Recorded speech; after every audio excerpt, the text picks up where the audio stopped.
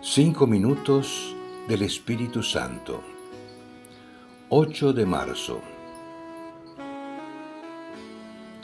Si hago un repaso de las distintas tareas que realizo o de las cosas que hago y vivo durante la semana, puedo descubrir que algunos de esos momentos están llenos de espíritu. ¿Qué significa esto?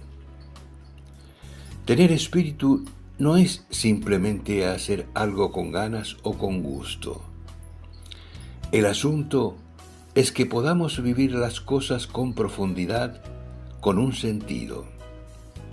Por ejemplo, una enfermedad a nadie le gusta, pero se puede vivir sin sentido o se puede vivir con profundidad.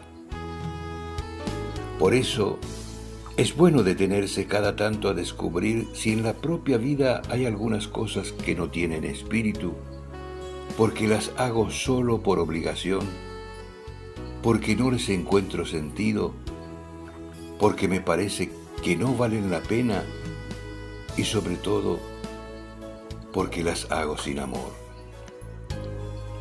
Entonces, habrá que pedirle al Espíritu Santo que se haga presente allí para derramar su luz. Porque cuando lo dejamos entrar, Él se hace presente y todas las cosas tienen sentido. Así, la vida deja de ser un conjunto de cosas que toleramos y empezamos a vivirla a fondo. Autor: Cardenal Víctor Manuel Fernández.